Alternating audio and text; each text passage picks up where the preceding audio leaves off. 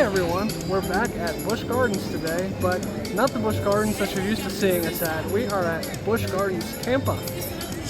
Last time we were at Busch Gardens Tampa, unfortunately, we ran into an issue where a lot of rain shut down most of the coasters that day, so we didn't get a lot of really good footage of them in action. So this video is going to be a bit of a mixed bag. First, we're going to try as best we can to get some good action shots of each of the coasters, take a look at all of them that they have here. There are 8 in total, 9 if you count the Grover coaster, but for the purposes of this video, we're not going to count that one. Also, it is Howl-o-Scream time.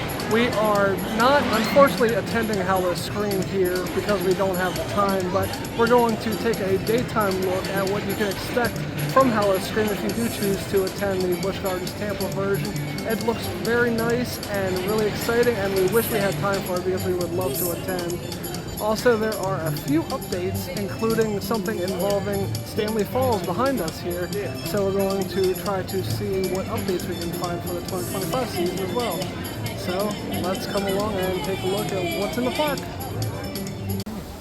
Here's a look at the Howl-o-Scream park map.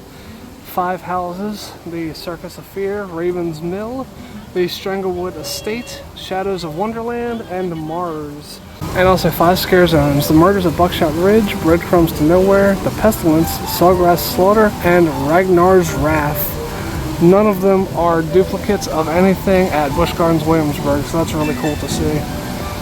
So let's see, if we look at the map, down here near Iron Gwazi is the Circus of Fear.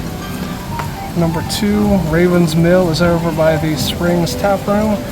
Number 3, kind of bouncing back and forth, the Stranglewood Estate is by the Serengeti Overlook. Number 4, Shadows of Wonderland, is all the way up near the Phoenix Rising coaster. And number 5, Mars, is over near Tigris.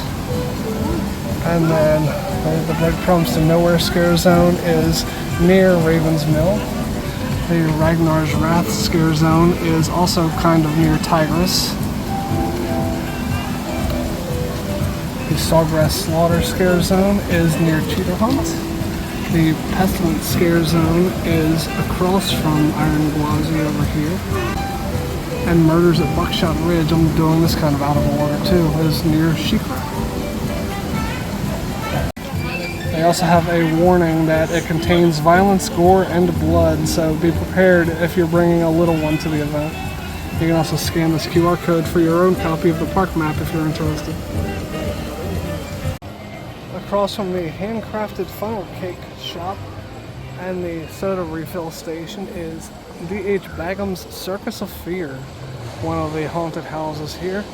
It'll be through this gate when Howl-o-Scream is actually running.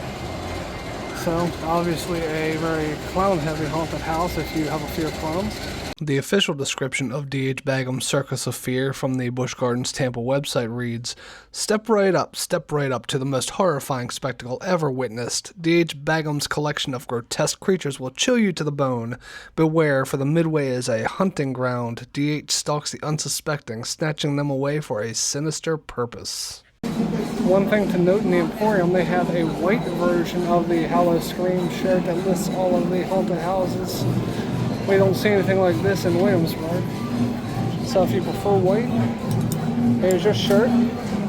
The front just has the skull with the Howl-o-Scream logo over the eyes. That shirt is $36.99. Across from the Emporium is a smaller shop carrying some Howl-o-Scream merchandise.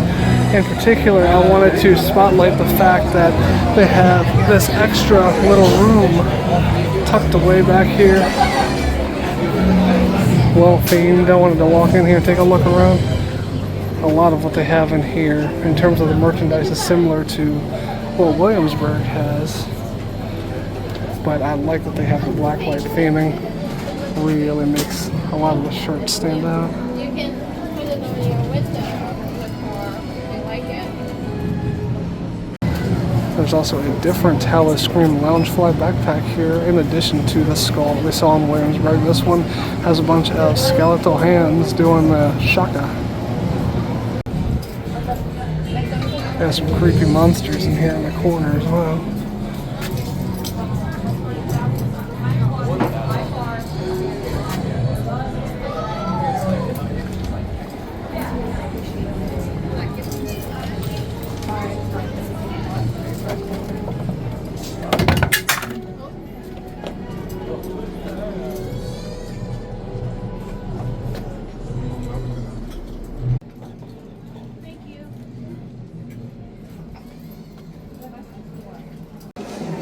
If I would have walked in the correct way, that area is known as Sector 13, shaving the future one subject at a time. Also, the front of that store is pretty awesome as well, with the radioactive barrels and the skeletons. Radioactivity continues inside the front. Again, most of these are similar to Williamsburg. They have the mug with the Tampa houses on it instead of the Williamsburg ones. They also have the Tampa t-shirt with the current lineup of houses.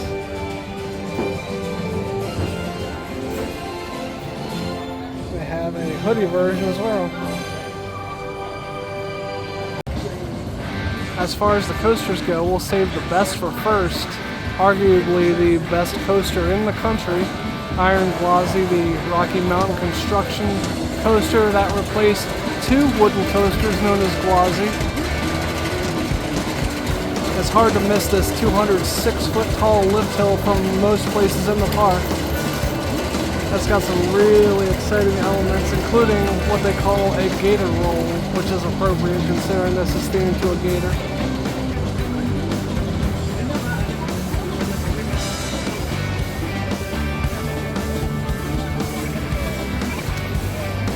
Love to slow down at the top of the hill for the drop.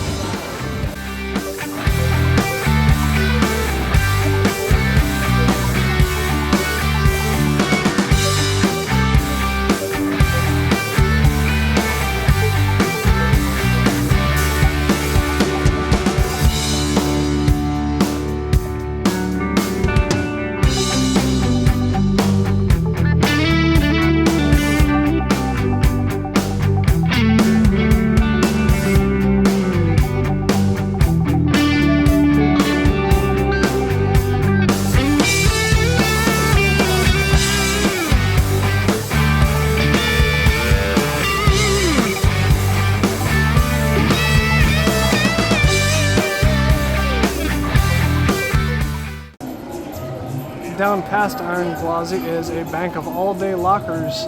Also in this area is a scare zone, a territory known as the Pestilence. Has this cool facade here. Almost seems like it should be a haunted house, but this is not a haunted house. This is actually a scare zone in this area regarding a plague.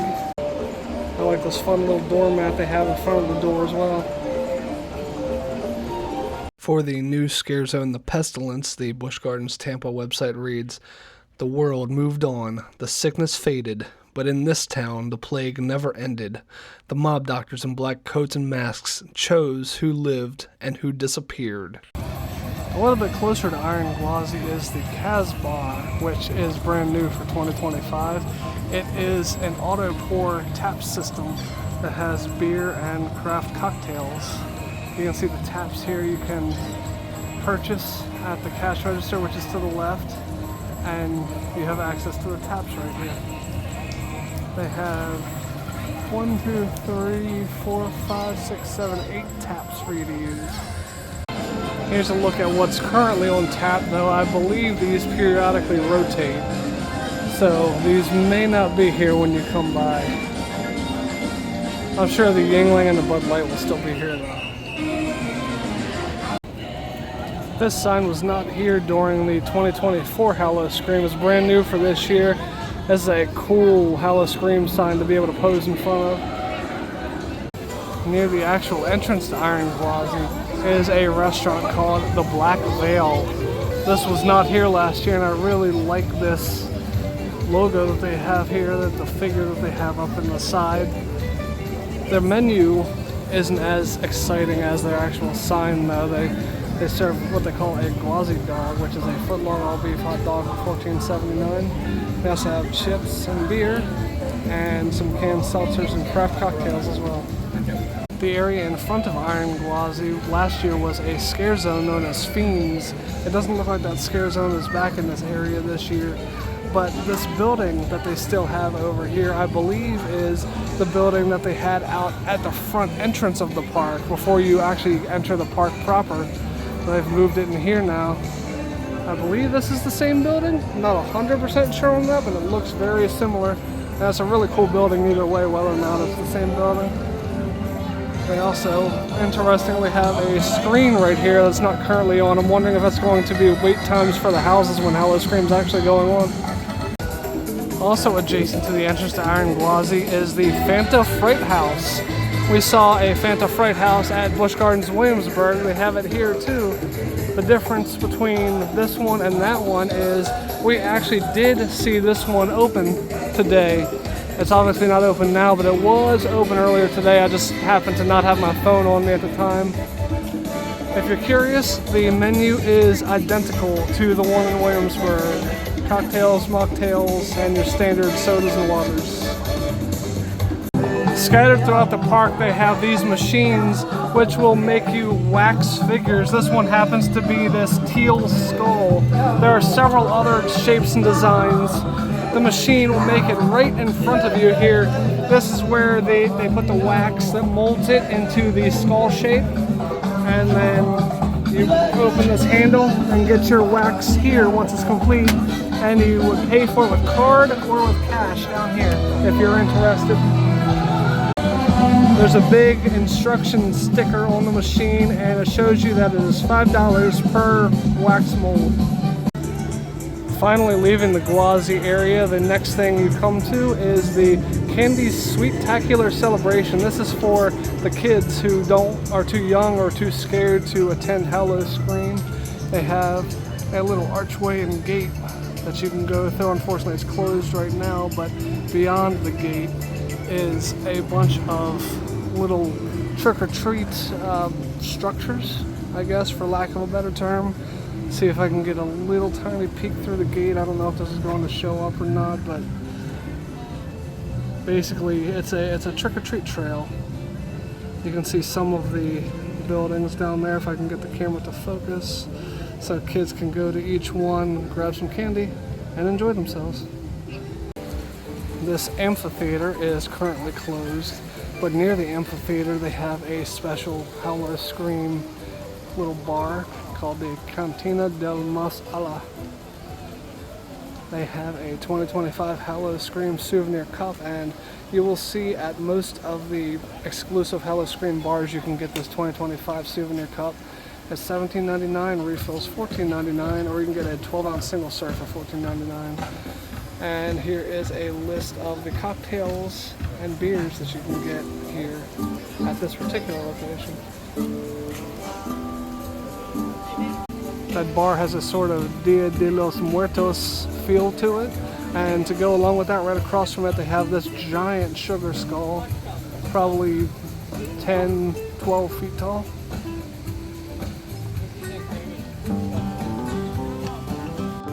Over near the Springs Tap Room is a returning house, the Ravens Mill Lambs to the Slaughter house.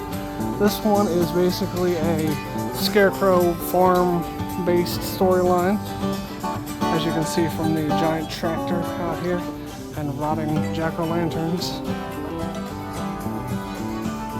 And we can't go any further because we have a gate closed, but I couldn't go inside the house without it being Howl-o-Scream anyway, but back here is where the house would be. For the Ravens Mill Lambs to the Slaughter house, the Busch Gardens Tampa website reads, Ravens Mill was once the heartbeat of the region, where farmers worked the land and the fields fed the town. But when the crops began to fail and the workers vanished, the soil turned cold and something else rose in their place. Scarecrows appeared in greater numbers, stuffed with remnants of those who went missing. No one knows who made the first one, and now they make themselves. Eyes watch from stitched sockets. The ritual continues without rest. Each new body is a piece of the design. Each step forward brings you closer to becoming part of it. Ravens Mill doesn't need crops anymore. It grows something else. Right outside of the house, they also have a little Ravens Mill bar themed to the house. Yet again, as I mentioned earlier, you'll be able to get your Howl-o-Scream souvenir cup here as well. And they have a different selection of beers and cocktails. So here's their list. Strangely enough, as you pass by the Sesame Street Safari of Fun area, you come to another scare zone, the Breadcrumbs to Nowhere. Looks like it's a little bit of a Hansel and Gretel type story here. And at this park, unlike some other ones, they do cover up anything that may be objectionable in the daytime, so you won't have to worry about seeing anything kind of bloody or anything that would gross you out.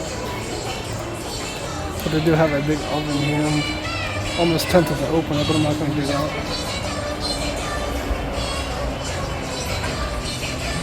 I love the architecture of this building. It's stained glass. I don't know. I don't.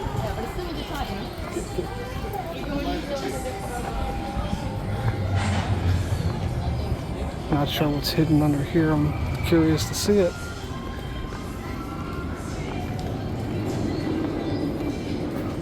Also, definitely a good spot for a scare actor to jump out of, even a little tiny stage right here.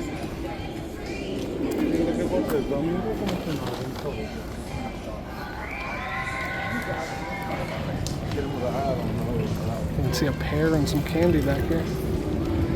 So you can see a little bit, but nothing graphic. Set design's pretty cool.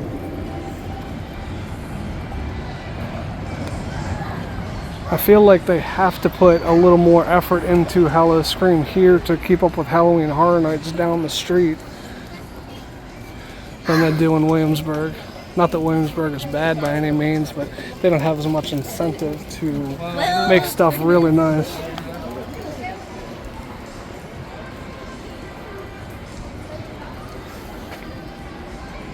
Even seeing a piece of the set design, I really like what they're doing with it.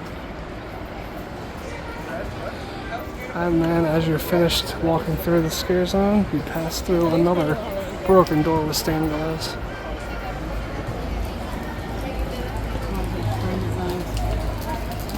Another sign. The description on the Busch Gardens Tampa website for the brand new Breadcrumbs to Nowhere scare zone reads, "Deep in the heart of Havenwood Forest, hidden beneath gnarled branches and suffocating mist, lies the ruins of a house long thought to be a myth, the lair of the rotten crone. Once it was a candy-covered cottage, bright and inviting. Now it is a festering trap. The sweets have rotted, crawling with insects, reeking of death. The walls sag under the weight of decay. No one who finds it ever leaves." You come up a long winding hill after that by the Busch Gardens Tampa version of the Lorikeet Aviary called the Lori Landing, and that brings you to the next scare zone, a very tiny and cramped scare zone, the Murders at Buckshot Ridge. It's just in this little covered walkway here full of trees. Lots of places for scare actors to hide and not very many places for you to run. When it's darker out, I bet this is really creepy in here. They just have a couple of little lanterns here for a light source. It really looks like you're walking through a little bit of a forest here. Kind of like the decor a lot.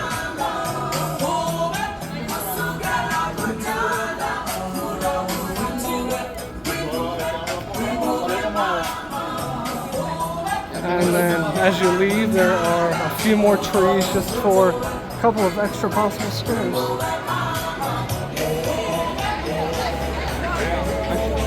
And of course the obligatory fog machine.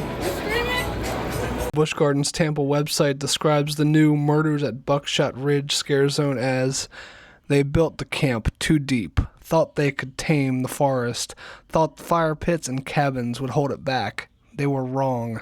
Now they are part of the forest. The paths twist, the trees shift, strangers vanish before they reach the firelight, and if you make it close enough you'll hear them. Laughter, saw blades, something wet hitting the dirt. The forest keeps what it takes. The loggers make sure of it."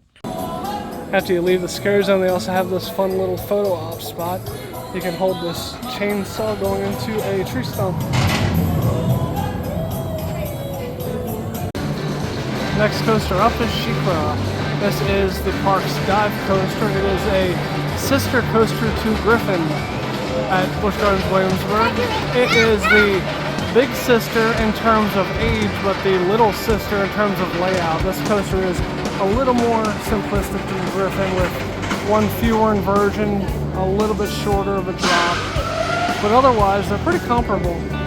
Now this one does have a pretty cool drop into a piece of architecture that is really fun to watch and also to see while you're on the ride. And here they drop.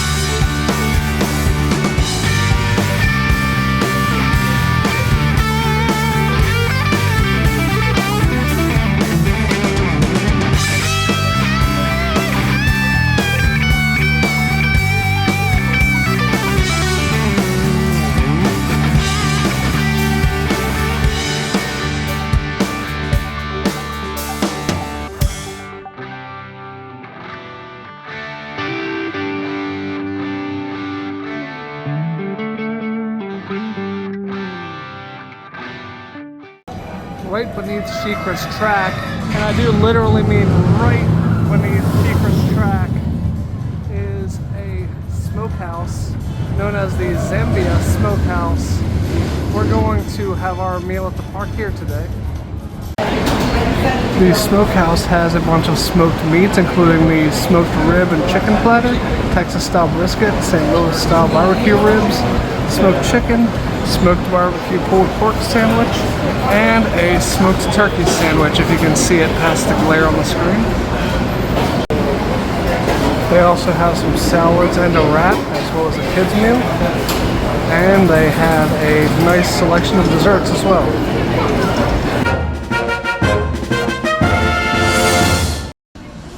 So from the Zambia Smokehouse, Jen opted for the St. Louis style ribs, which come with fries.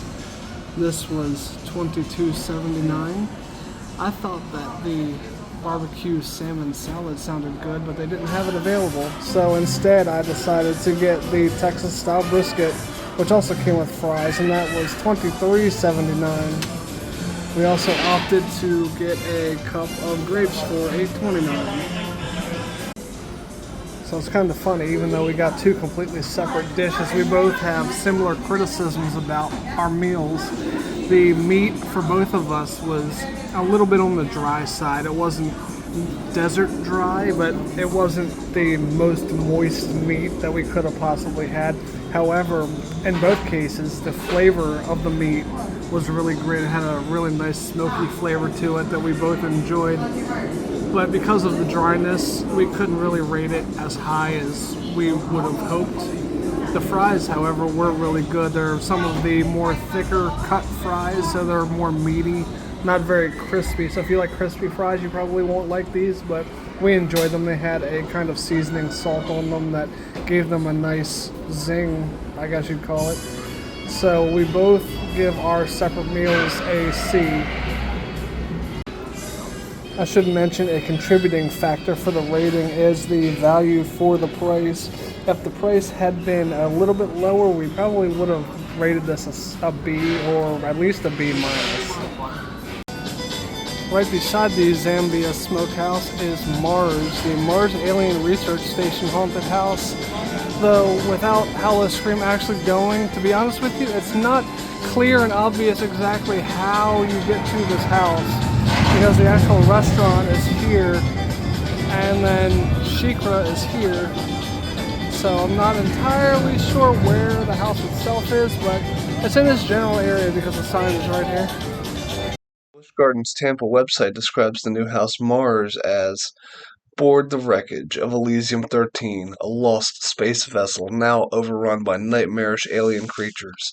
After a crash landing on Mars, the crew vanished, leaving only bloodied walls and broken signals behind. Now you're sent in to destroy the ship before the infection spreads. Navigate flickering corridors, evade mutated life forms, and reach the core before you become part of the darkness that haunts Elysium-13. I assume this structure has something to do with Howl-o-Scream. This is right outside of Shikra. I'm not sure what they do with this, but this looks out of place if it's not something for Howl-o-Scream. Just a week ago, as of this recording, the Stanley Falls Flume gave its final rides. You can see the big sign on the fence out here saying preparing for future development. They're going to put a new attraction in the space where the Stanley Falls Flume once stood. And it is never going to be open again, unfortunately. So I hope if anybody is a fan of this, you got your last rides on it earlier this season. Here's a sad look at the current state of the Stanley Falls Flume. Everything's still in place except for the track is completely drained. The surrounding body of water is still full though, but everything else is dry now. The boats are even still on the track. On a little deck beside the Stanley Falls Flume is Hive Nectar, a little bar for Howl-o-Scream. Yet again, you can get your 2025 Howl-o-Scream cup here. And here's a look at their special beers and cocktails that they have available.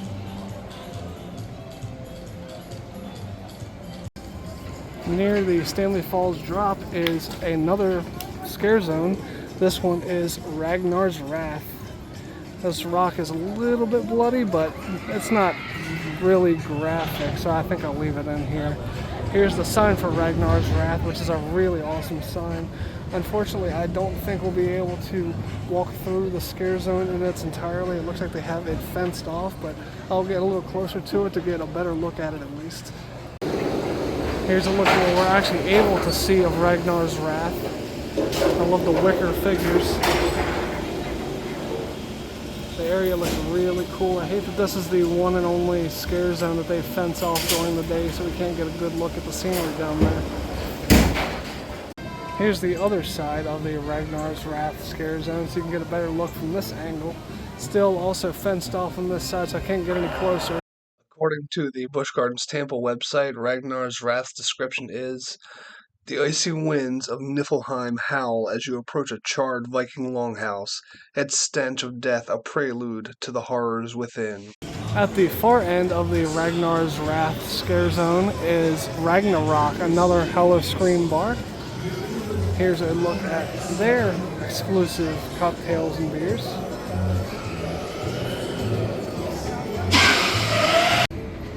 In the Stanleyville Theater, in between Tigris and the former site of the log flume, they are doing Cirque Extreme for Howl-o-Scream. Of course, we're here on a day where they're not actually doing Howl-o-Scream, so there's no showtimes today, but I mentioned to experience the epic thrills and chills. They've been doing this is at least the second year of this show, because we saw that it was here last year as well. Mere steps from Shikra in the same general area is Tigris. If you're familiar with Busch Gardens Williamsburg, you'll know that they have a clone of the same coaster, which is Tempesto. This is a Skyrocket tube model coaster, which starts off with a swing launch back and forth, and then after it gets enough momentum, it goes up and around the whole course, which hopefully we'll see it go around that course in just a second.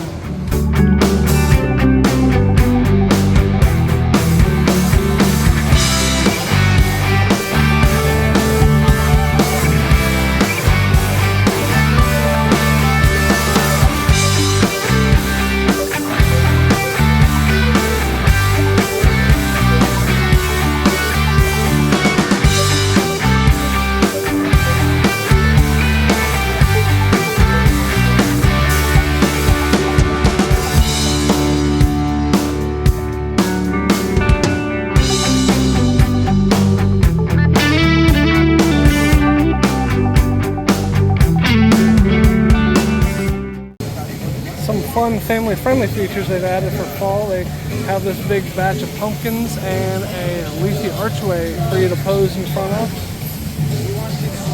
They also have, for the little kids, you can stick your head into these pumpkins or pumpkin houses.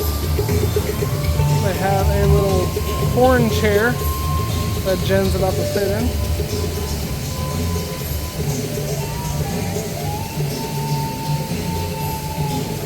And they also have this sign mentioning the Halloween Harvest 2025.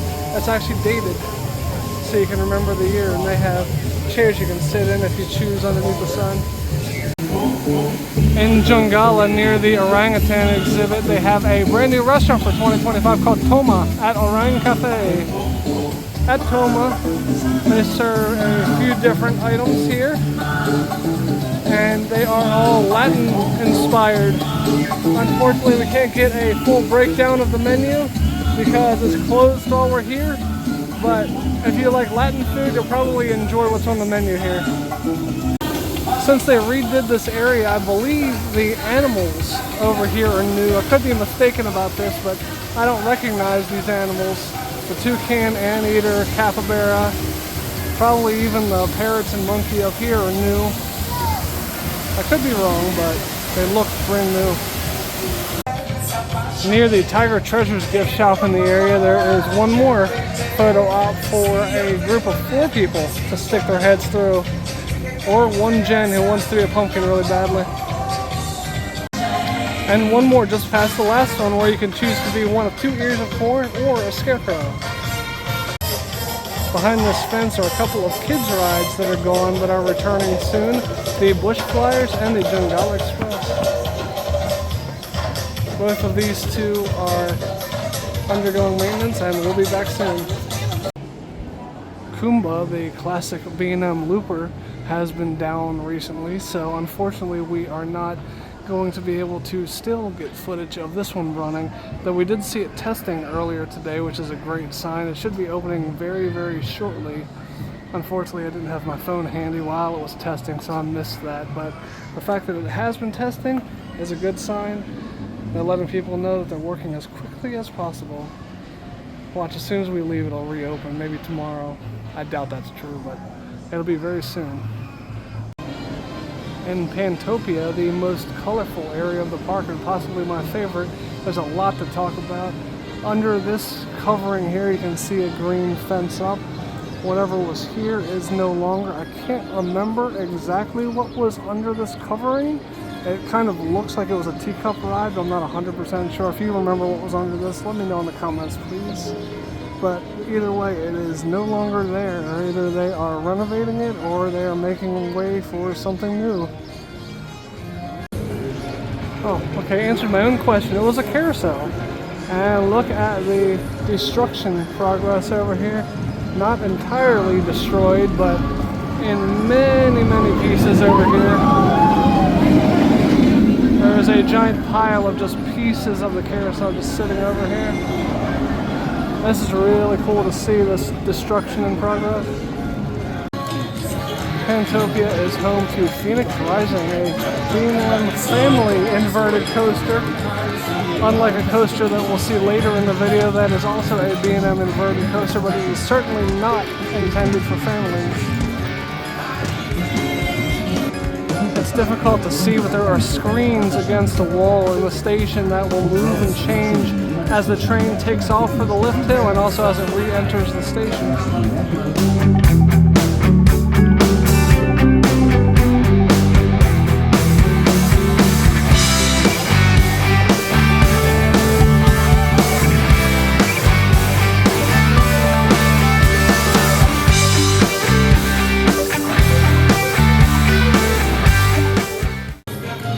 Next, I should mention that the Pantopia area during Howl-o-Scream is a scare zone known as Shadows of Wonderland.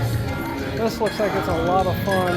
They have a giant bust of the Queen of Hearts over here next to the Phoenix Rising coaster.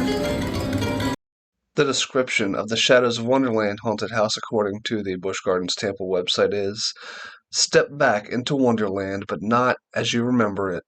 This warped dreamscape has come from years of torment under the Queen of Hearts' reign of terror.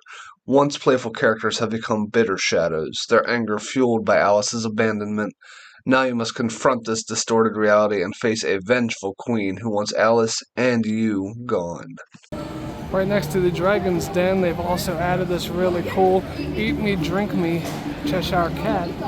That is the creepiest rendition of the Cheshire Cat I think I've ever seen, but it's really awesome. I love this. Also in the Dragonfire Grill and Theater, right next to that Cheshire Cat, is a show during Howl-o-Scream known as The Reckoning, with 3 show times at 7:45, 9, and 10:15. Not a coaster, but I wanted to give an honorable mention to Falcon's Fury in this area. A drop tower with a twist. As it approaches the top, they tilt you inward so you're looking directly at the ground over 300 feet up in the air, and then you fall still facing the ground.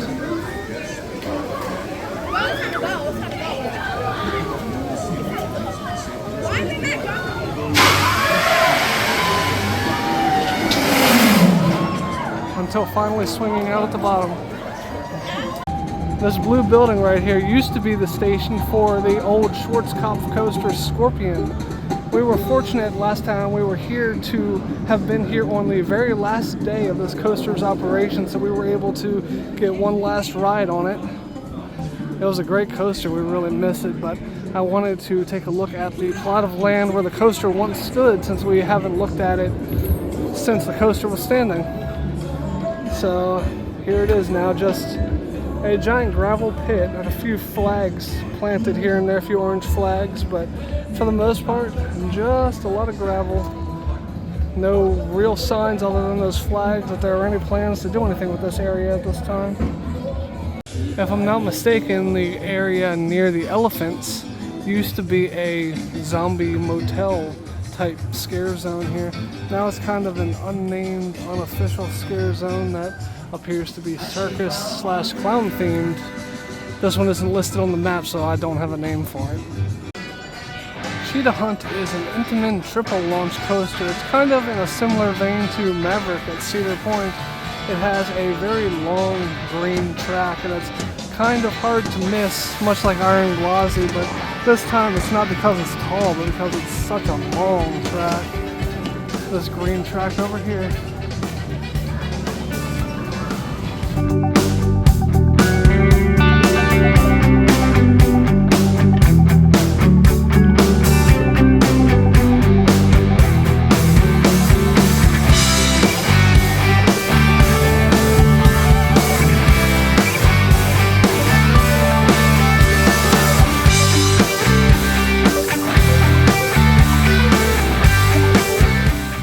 Running parallel to the Cheetah Hunt track is the Sawgrass Slaughter Legend of the Skunk Ape Scare Zone. This is another returning scare zone that has really good and fun decor. Looks like you're in the middle of a swamp. Warning of a skunk ape in the area. They do a really good job with the decor here.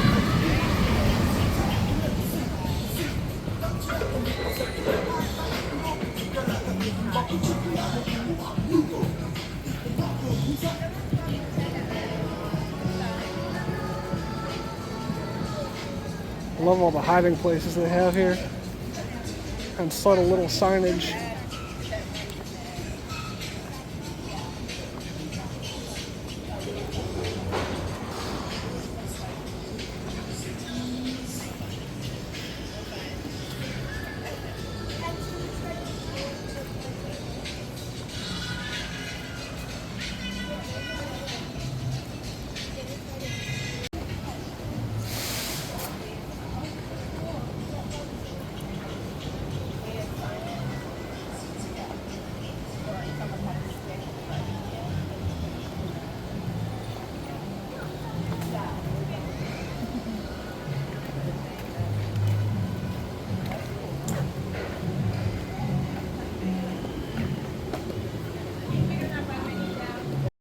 The Busch Gardens Tampa website lists the Sawgrass Slaughter Scare Zone as venture into the depths of the Everglades, where the stench of decay and a pungent, musky odor fill the air.